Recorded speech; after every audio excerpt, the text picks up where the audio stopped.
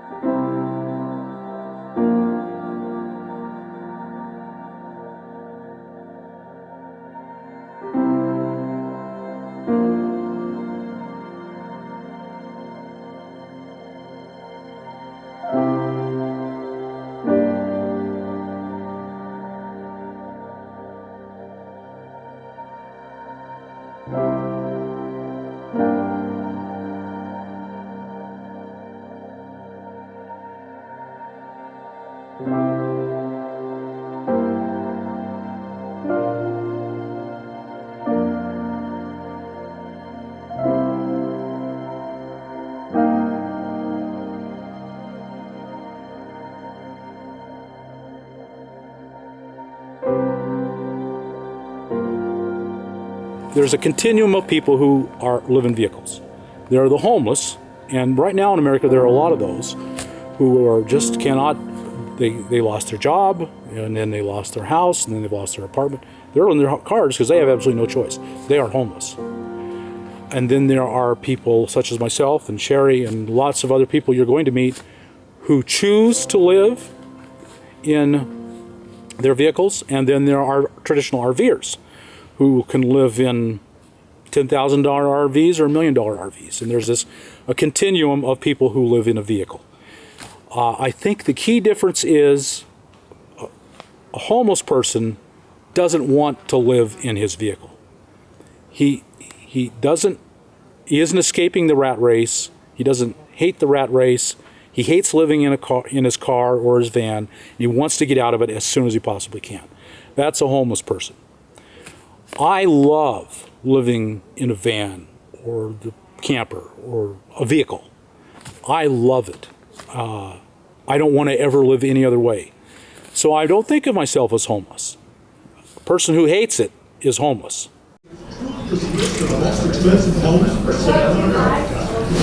Starting off at a mere $55 million. Yes, in the conventional sense, we're homeless because we don't have a wooden box around us. Instead, ours is metal.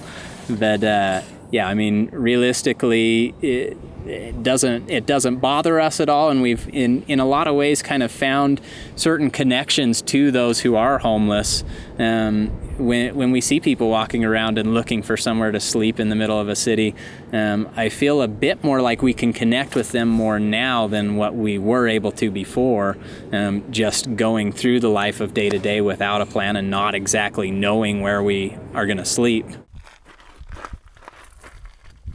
I think that it's a cultural pit that we're falling into. The advertisers make us feel incomplete without a new car, and that's a lot of money.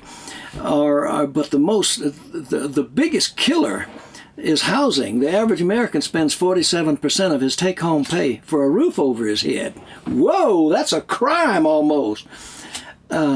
People grossly overestimate what they need. This trailer is 22 feet long, and it has everything that a person would need. It's satellite TV here, and this is internet access, and that's satellite radio, and I have solar panels on the roof, which deliver me all the power I could possibly use, and it costs about nothing.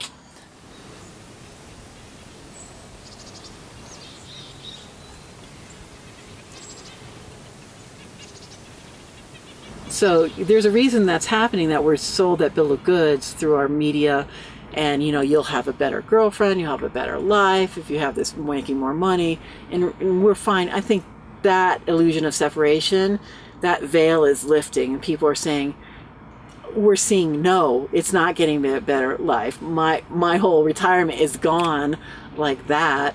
And what a better life is actually living a better life, using each moment to embrace that stuff that gives you joy, gives you excitement, a sense of adventure, a sense of connection, a sense of meaning, a sense of connection to your own self and life. Sharp new warning of all-out war. For the first time, the mysterious and secretive nation has threatened a preemptive nuclear strike against the U.S.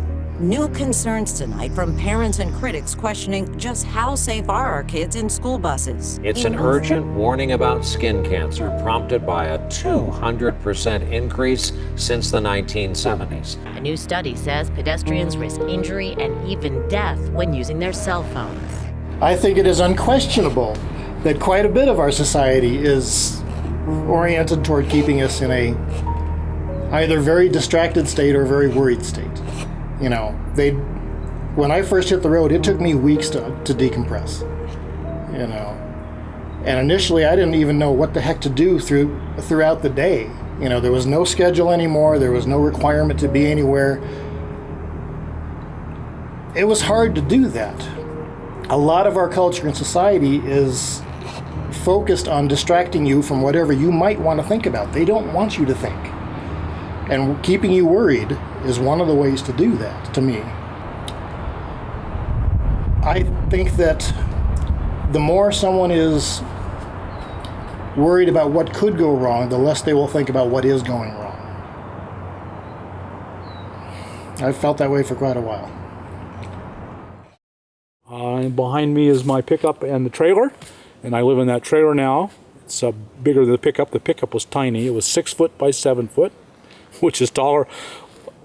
I think an average bathroom in an American home is bigger than 6 foot by 7 foot. So imagine moving into your bathroom. That's what I lived in, and loved it. Loved every minute of it. I'd live in it again tomorrow.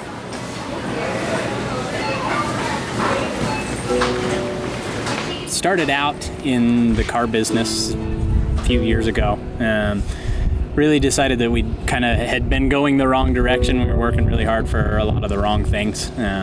Started working for a lot of money, a lot of possessions, bigger house, nicer car, all those types of things. And then basically the car business kind of took a dive with the recession and forced a big re-examination on our parts. So yeah, at that point we kind of just had to really look at what was important to us and where we wanted to go as far as the direction in our life, and that's what kind of led us this direction. We decided this made us a lot happier than selling cars and working tons of hours and just trying to get a nicer TV and a bigger car. I'd been retired for a couple years already. I retired when I was 59, and so I got this big old house in Vermont, and look around and what do I do now? I mean, I was selling antiques. I had a business, so I could do that. But what else? You know, I have friends, but everybody's busy in their own little spaces and their own little lives. And I used to be a vagabond when I was younger. Did the hippie 1970s back to the land hippie movement for about 12 years. So I said, I think I'll go do that. I'll get myself an RV and just take off and enjoy. Do whatever. Keep moving. Keep moving. I will be emailing Howard to demand you get a raise. Thank you. Can you please give us a shout out on your show? Thanks. With much love and respect. These names are. In 1995, I was going through a divorce, and I lived in Anchorage, Alaska. And after the divorce is expensive, and I paid alimony and child support, and no quibbles with that. I thought it was all reasonable. I couldn't afford to live. I literally could not afford to rent an apartment and buy food to eat. So one or the other, I was going to eat, and I was going to eat. And I was on my way to work one day, and I drove by this parking lot that I'd driven by before, seen it many times. Had a big green box fan sitting in front. It was a contractor, and box fans have a van nose, just like any other van, and a big box in back. This box was 8 foot by 12 foot. And one day I drove by there and thought, I could live in that box fan. do you say, stranger? How you doing? Good. You guys are still alive, huh? Yeah, look at you. My life had gone downhill a long ways. I lost my wife and then lost my health and lost my business and, you know, health costs and everything else. So I went from the nice house with the picket fence on the hill of the wife, and I was married for over 20 years to her, and business owner, small trucking company, and, you know, things just went downhill. I had a stroke, and then, you know, just everything. Diabetes hit me. So I ended up found myself renting a room in this crazy person's house and just couldn't stand it anymore. I walked out the back door down at that place I was renting the room at, and I saw the van there, and I'm thinking to myself, God, I could live in that. You know, I could really, you know, I've done worse. You know, I was in the military and I was an airborne ranger, and, you know, drank worse water and slept in worse places. So, yeah, I just made a home out of it.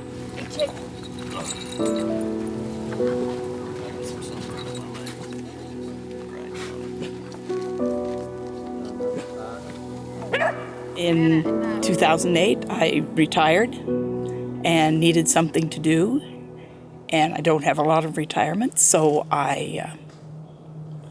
2009, I just took off in my first little van. It was a little 2000 Dodge Caravan. Spent 3 months just wandering in it. Decided that I needed something bigger. Got this, and it's just a fun life. I think this is really good for the caravan because friends do come and go, and they touch our lives, and we'll always remember them. Friends will come and friends will go, leaving their footprints to melt in the snow. And you'll to the joy and let go of the pain, all with a promise of change. It's you does the choosing. It's you does the choosing. I detested what I did. I was putting people in jail. I made 300 arrests during my brief career, and it's an awful, awful thing. But I only did it for about 5 years, and then I read that book right there. And this book changed my life because it says, why would you work all of your life to have a little bit of freedom at the end of your life when, if you could live efficiently, then you could adventure on life now. So I gave it a shot, traveled a while, came back and decided, how much money would I need to do this permanently? And that was back in the 70s, I think. And I decided the answer was 100 grand.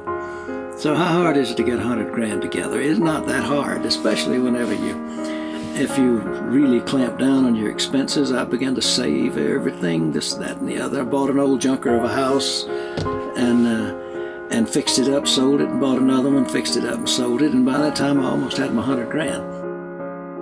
I had a fire, and it wasn't my house that burned down, it was my life. And everything that I held dear and precious pretty much vanished in a wink of an eye.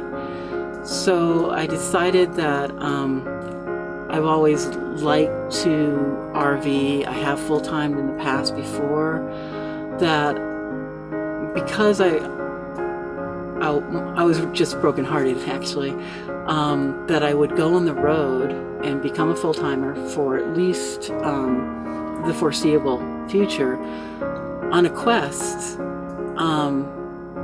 that I call What Would Love Do? So when your life burns down, how do you recover from that?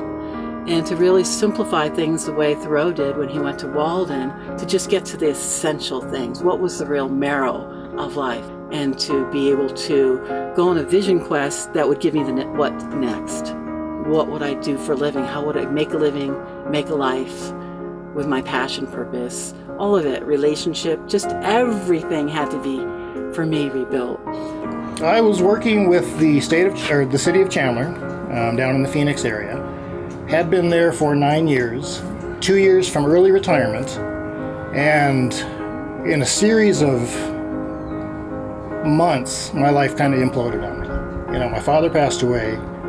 had other sickness in the family and that kind of thing. And I decided, look, I'm spending all my time doing a job which I'm not happy with and feel more like a indentured servant than an individual or an employee.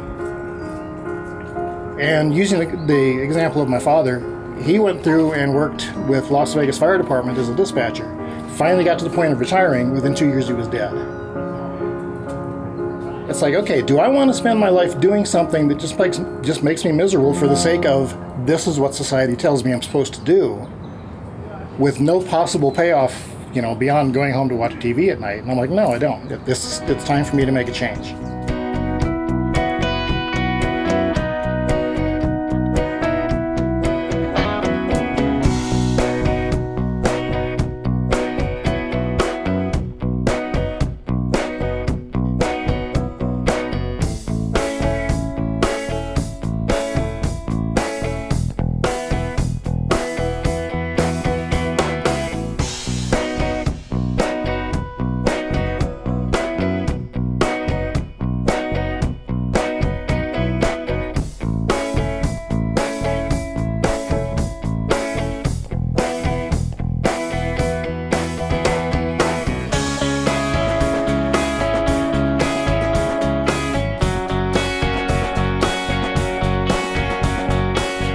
I didn't know how to do anything. I didn't know how to cook. I didn't know how to go to the bathroom. I didn't know how to, the basics of life, which we all take for granted. You flip on the switch at night, you turn on the heat, you turn on the air conditioning, you go to the bathroom, you lift the lid, and you go to the toilet. Those are all, I just all take those for granted. Well, those were all gone. There was no lid, there was no light switch, there was no heat, there was no bed, there was no nothing. There's always that question of, what the hell are you doing, Steve? Really, here I'm in the middle of the high desert. I'm turning 50. I'm asking myself, what the hell are you doing?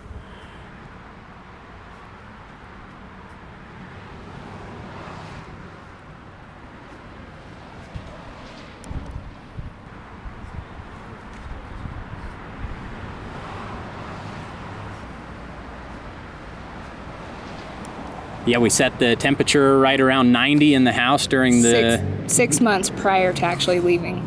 Set it at 90 during the hot months and about 60 during the cold months. So it kept the bills low and helped us to actually, be able to save money, and then definitely helped us acclimate to living in the van.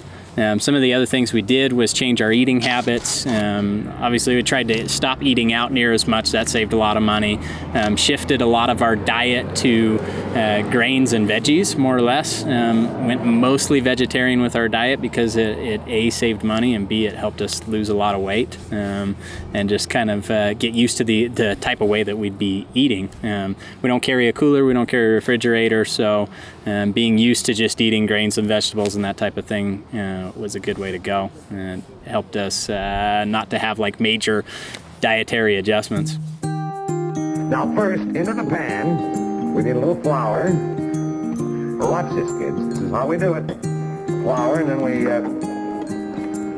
crack in an egg, put a little bit of milk, and this, kids, selected special ingredients for the cream filling. Now we put all the things in. Just a cook. Yes, sir. Mix it up nice. And then watch. Aha!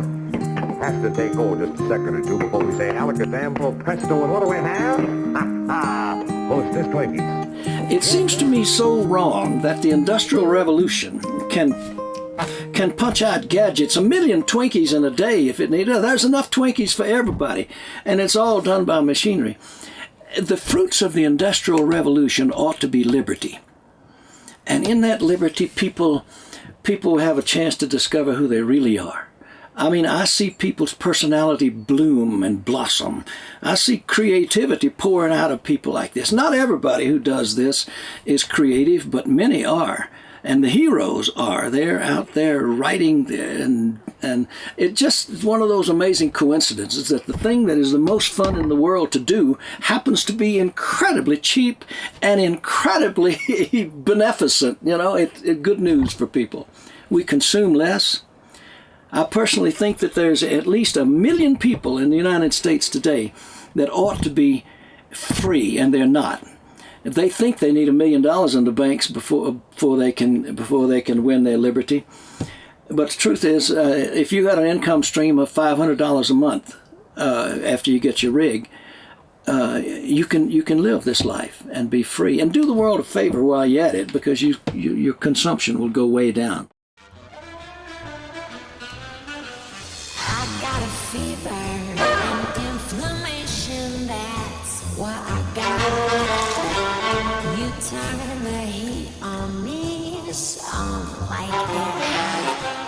For as long as I can remember, from the youngest age, especially through TV, you are fed these images that you need this.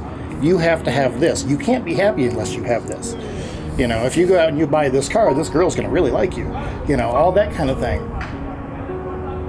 Whether we need it or not, we're told to go out and buy things. And I think that gets really deep-seated in some folks, and I'm one of them. I don't know if it's part of an obsessive nature or an addictive nature or something along those lines. But something was there, and I don't think it's just me. I think it's a cultural thing. Take a step back. Back up a little bit. Back up, guys. I don't have the Best Buy cards, but I do I do have a credit card, and I've got cash too. Let me try. Let's see if my credit card still works. It'll be really embarrassing if it doesn't go through. As we work with Congress in the coming year to chart a new course in Iraq and strengthen our military to meet the challenges of the 21st century, we must also work together to achieve important goals for the American people here at home. This work begins with keeping our economy growing. And I encourage you all to go shopping more. And you have to look at why we have these values in the first place, in the sense of social control. There's a reason why the government wants us spending 9 to 5 working or more than that, because it doesn't give us a lot of time to do anything but our shopping and our laundry, to look at maybe how society could be better. And as long as we are being controlled by that, there's no room to uprise or shift things in a loving way or in any other way, because you're just totally worn out from struggling for the legal tender. How much does anybody need? Society tells us we need all this stuff. We need to go buy something new. I think there's a class of people who really want you to consume and spend, and they're at the top of the money pyramid. And the way, however, to deal with rich and predatory people really is not to put them in jail or steal their money, it's simply to live frugally. They got no grip on me.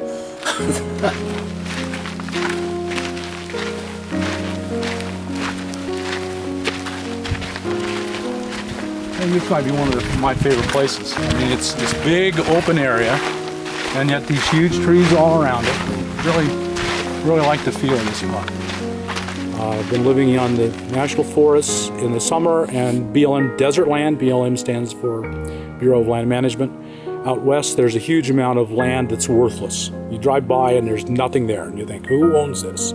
Well, probably the federal government owns it. The ranchers and the state turns it over to them, then they don't have to pay taxes, but the ranchers can get a permit and run their cattle on it. So they got free range and there are no taxes. So it works good for everybody. And the government owns the land. And the real truth is that there's vast spaces, the national forest, the BLM land, almost all of Nevada, you can camp on free because it's owned by the Bureau of Land Management. And it's so incredibly easy. There's plenty of room. And furthermore, small town America is now opening itself they want us to come in and camp free. The tiny little town of Quartzsite decided to open itself up some years back, and lo and behold, it is now rich. They don't know what to do with all the money that they get, because 100,000 people converges on that town for 2 months out of the year. And other towns have welcomed us in. I've taken caravans and gone to the mayor of the town, and little small, especially ghost towns that are dying, they'd welcome us in. The long and the short of it is there's plenty of room and plenty of places, and demand will keep up with supply, in my humble opinion. Call me an optimist.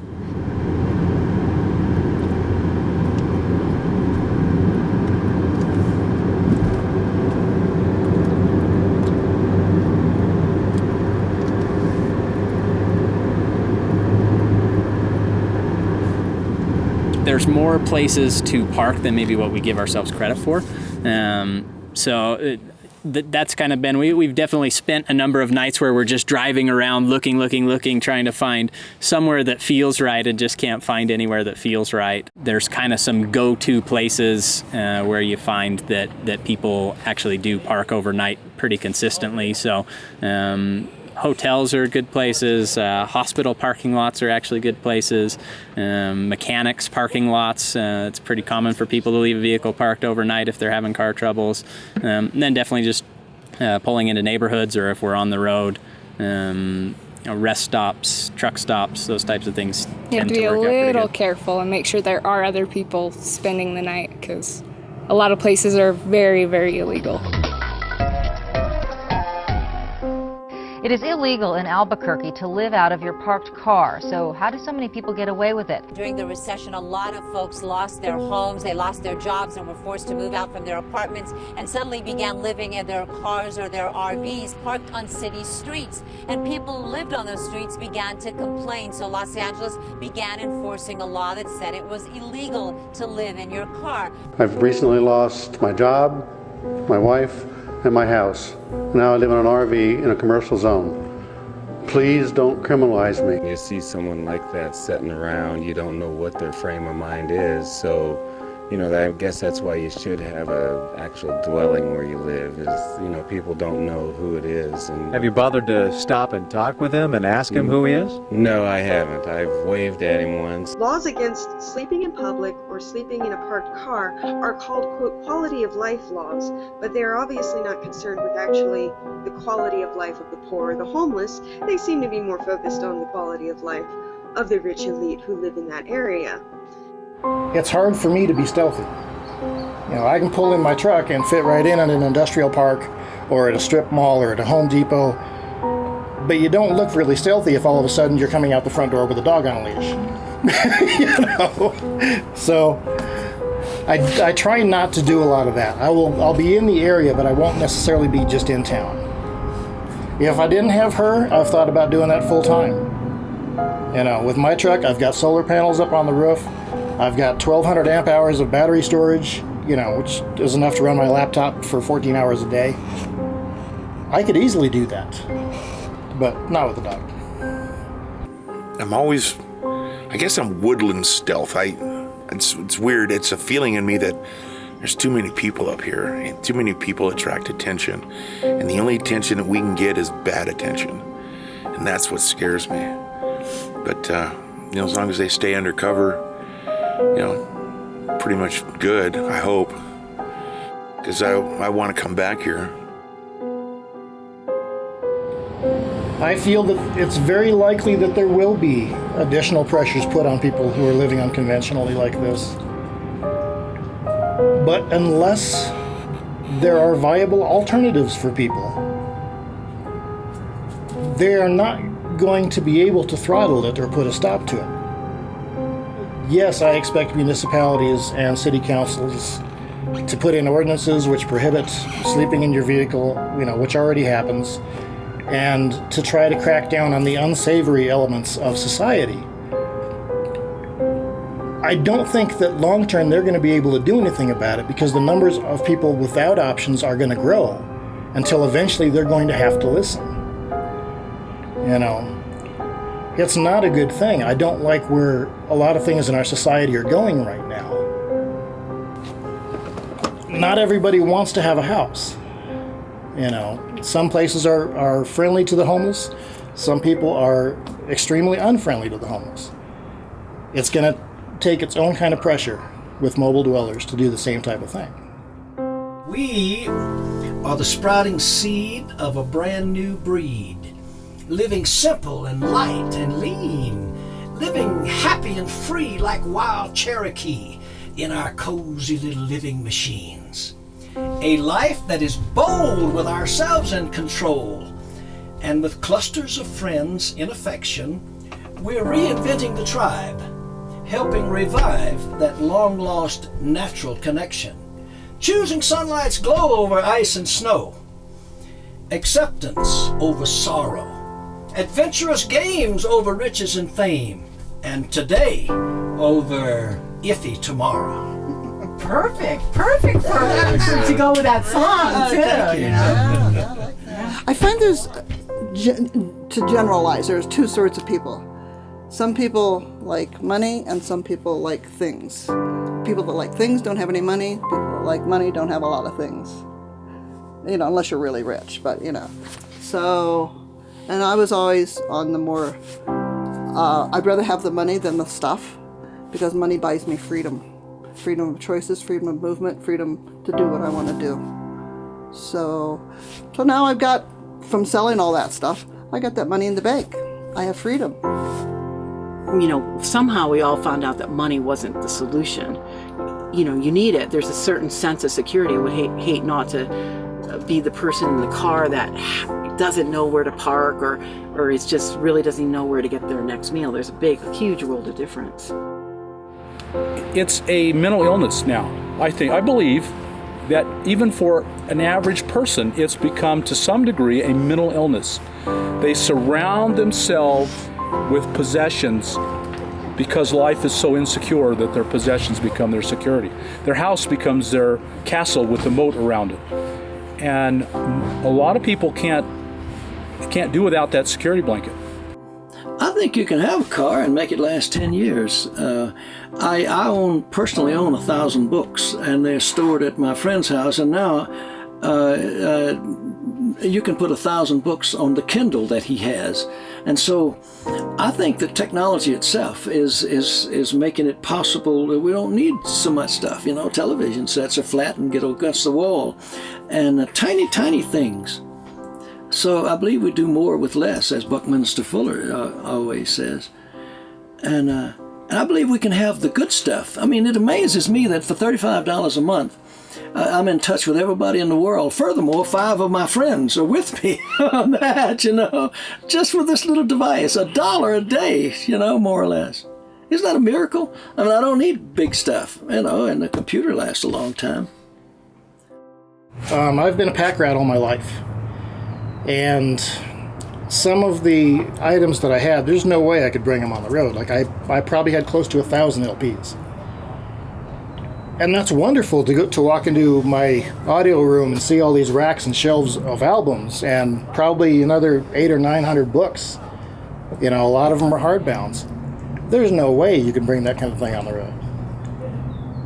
I had, prior to getting into the house that I ended up losing and getting back to the bank, I was in a condo. It was only 1,000 square feet, and even then, I thought that was almost too much room for me, other than all the stuff that we get.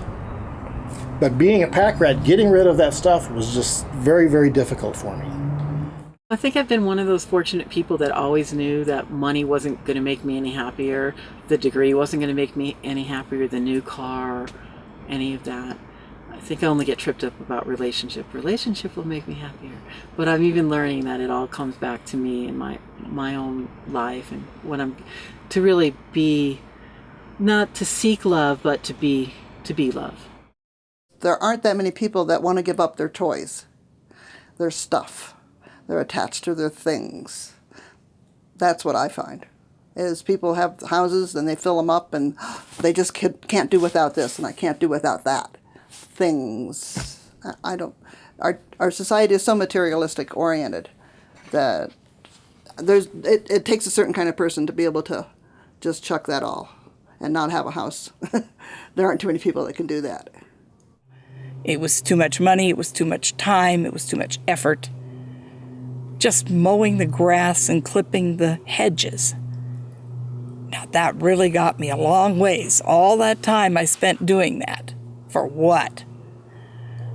We're just trying to push ourselves, seeing what we can go through, what we can go without. And because if we want to go to other countries, some of them don't have showers, some of them don't have hot water even. So it's just pushing the limits, figuring out what's really important. And when we do come back to the States, it's easier to appreciate it. Bernanke said last month at a press conference, these are basically made-up numbers. And he's right. Yeah. I mean, they're basically made-up numbers. It's just a shame you didn't feel that way in 2005. The reality right? is you have these number crunchers in the government. We have to wrap this thing up. And they're saying inflation's not such a big problem. And the Fed takes that and says, "Oh, great, inflation's not such a big problem." But when the three of us go out to the supermarket, inflation's a problem. It is. And you look at your wages. Right. I know the three of us do great, and we get huge salary. But yeah, right. I don't even look at my bank account anymore. But I mean, for most people in America, wages are going nowhere. Prices are going up. I mean, it's a real world problem. Is your bottom line, right? Of course, yeah. Since I had been a municipal worker for not just Chandler but also for Mesa, I had an account with the Arizona State Retirement Fund for years. I took possession of that account. It's not much, but that's what I'm living off of. I try to keep my expenses under $500 a month, and if I have things figured out right, then about the time that I'm able to draw Social Security, that's going to run out. Man, I could spend more, but my expenditures are less than $600 a month for everything: food, clothing, shelter. I get $630 a month. That's what I'm living on. I have, of course, some backup money, some savings. But I do my absolute best not to touch that. Most of the time we're mildly successful with just sticking by an actual budget per month. So, for a long period of time, it was $100 a month or $150 a month that we dedicate towards gas. So, the volatility of the gas prices, the main thing that would affect would be the distance that we can travel from place to place or over a period of time. And how long we stay somewhere. And so it may just mean that we're leaving the van parked for a week longer than what we would have previously anticipated, and forcing us just to explore our environment that much more. So that makes us stop more often, because we know driving 4 hours every day or 8 hours every day is going to eat up that gas. At this point in time, I have a real hard time understanding why a lot of my friends in the Phoenix area are still paying for the damn house. It's like, folks, you're paying half to 3/4 of your income to support this building. That you use, you use this chair when they're in the evening when you're watching TV, you use the kitchen for a half hour a day, and you use your bed. Why are you paying for the rest of it? With the utilities, which are pretty much compulsory, and water and everything else. You could do the same thing if you're smart in a stealth van setup and be saving yourself $800-900 a month minimum, depending on how new their house is or apartment or whatsoever. I have a real hard time with that. Even if I get to the point where I'm working full time, I certainly won't go out and get an apartment. I don't see myself buying a house ever again. I'll just live in the vehicle. And then all that additional, money that I'm not spending for compulsory bills is mine to do whatever. So I have a hard time understanding why someone wouldn't walk away from a lot of that. I think there's a lot of people that are feeling hopeless when they could have hope. And I think some people just have not done the math. They don't even understand this possibility. I personally think that the big news, the news that could revolutionize the world, could save humanity, is the good news that frugality is possible. The good life can be had for peanuts. That's my message. And if people who are now spending the poverty level is $22,000 a year, and the truth is you can live like a king on $11,000. The truth is you can live like a king on $5,000 a year, and I have friends who do it.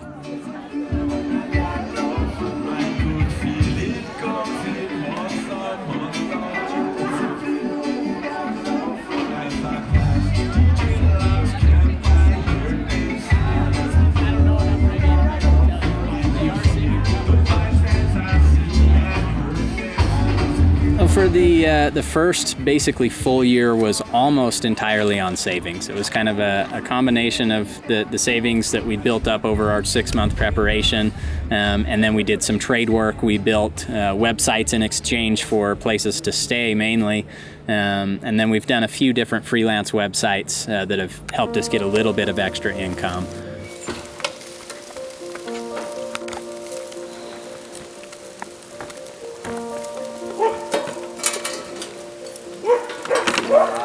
Right now, there are 9 people in tents and vans around me where I'm camped. They're just people I love, and we've connected.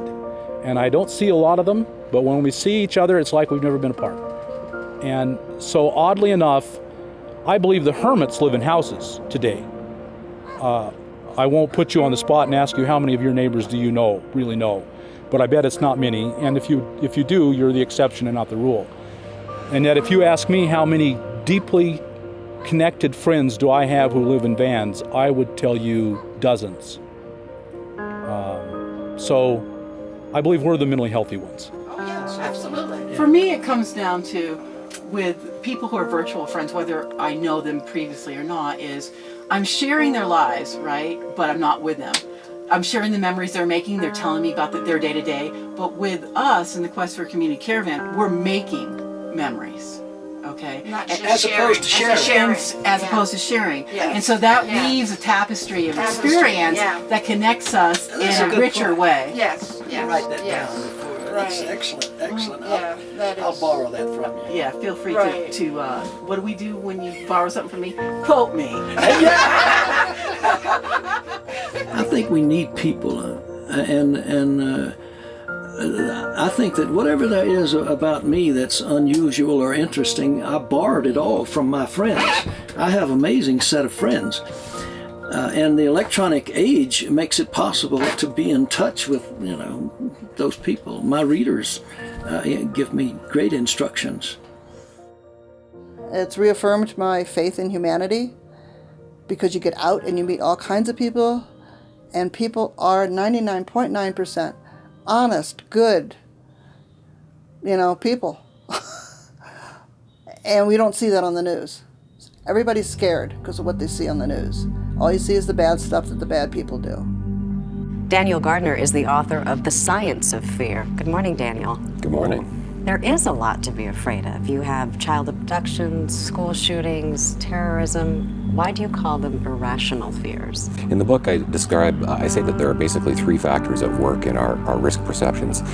Number one is the media. News is very much about sensationalizing information, right? We want people to watch it, and so we're going to try to get it very sensationalized, which then affects our emotions. When it affects our emotions, it gives us a response, whether it's going to be anxiety in this case, and then that's going to affect our thought process. And so it's going to have us start developing the what ifs. Our world is terrifying, and it's all we can do to cope with it. And as it speeds up with technology, it becomes more terrifying every day. And that's why we go home, we get off work, we go home, we shut the door, we lock the door, we bar the door, how many locks do we have on our houses, and turn on the alarm system, and we stay there. And we're terrified as human beings. Our world is terrifying, and we're not even knowing. None of us have an idea. Why do we do drugs? Why are we so tranquilized? It's a horrible, terrifying world, and we're just trying to be safe. I know a lot of people, especially single women my age, oh, my kids would never let me do that. I don't understand that. Why would they be listening to what their kids say? I don't know. Fear is something you just have to look past, and really just going out and doing it is the easiest way to get past the fear. If it's something you're thinking about doing, just definitely chase your dreams. There shouldn't be anything that holds you back from your dreams. People do worry about me. You're a woman traveling alone, I've never had a problem. 7 years. I haven't had a problem.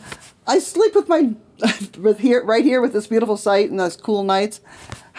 I sleep with my door open. Can you believe that? Would I do that at home?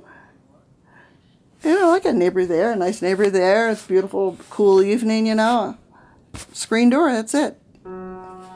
Every place I park, I wouldn't, of course. But a lot of places I can feel that comfortable and that safe. And I'm not afraid out here. There's no fear in my life. And I think, why am I so open and welcoming? Because I'm not ruled by fear. Fear isn't a dominant part of my life.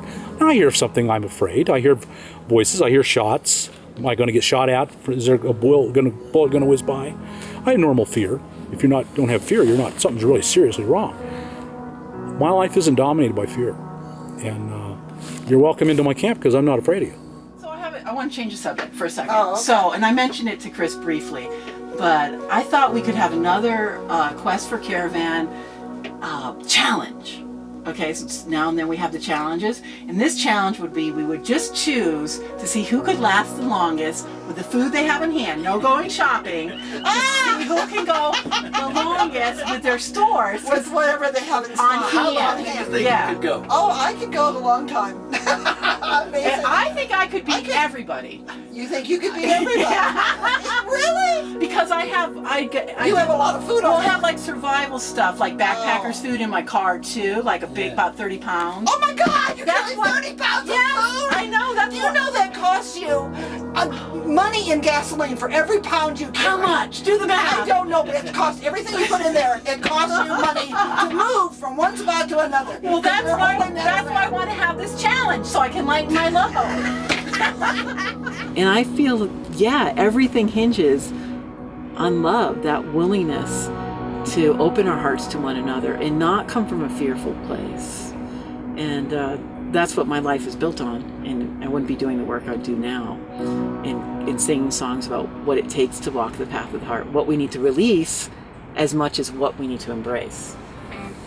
It is. I think the contrast is the amazing part of it. You know, I have a generator and a microwave and toaster and a sun oven, and yet here I'm living in the middle of nowhere. I mean, this is not a bad place to live. Right over there, and I mean right over there, probably not even a mile away, are $1 million homes. And I get everything they get, and I don't have a $1 million home payment. So you got to follow the rules, and we have rejected the rules. We're not living in a house. We're not looking for a better house. We're not even, some of us aren't even looking for jobs. I really don't think more than half the people have to work. I believe the unemployment rate should be somewhere around 50%. Because the Industrial Revolution has freed us. We can do it. I live off so little, and I'm happy. Just enjoying life. That's, it's good. It takes some time, but it happens. It happens. I'm home, safe. I'm happy. This is something that's definitely a viable way of life, and even if it's not right for them to, sell all their stuff and go travel or live in a van, the idea here is definitely that if you have a dream, chase it. And we try to share that message with as many people as possible. That just because something sounds outlandish doesn't mean that you should just write it off. That there's a lot of crazy things we can do that make us happy. The time is that's what you have. Spend it wisely. Choose your life. Don't let life choose a path. Somebody else choose your path. Choose how you spend your time. It's been about 35 years since I've done a day's work. I hope that inspires some people. It's possible to actually be free. There's something that goes away. It's leaking like a faucet.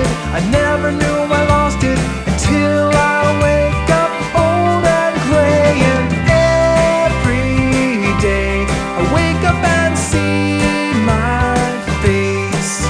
The reflection is familiar, just dustier and blurrier. Till suddenly a stranger shakes my hand.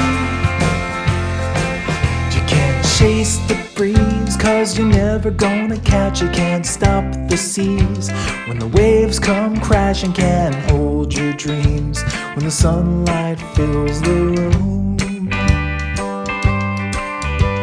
When you're asleep, when you're awake, the sum of every breath you take, invisible but slowly multiply.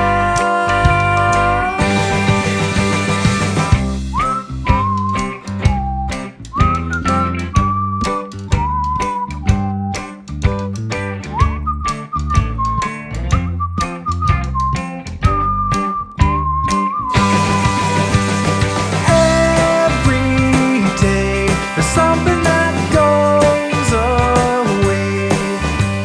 It's leaking like a faucet. I never knew I lost it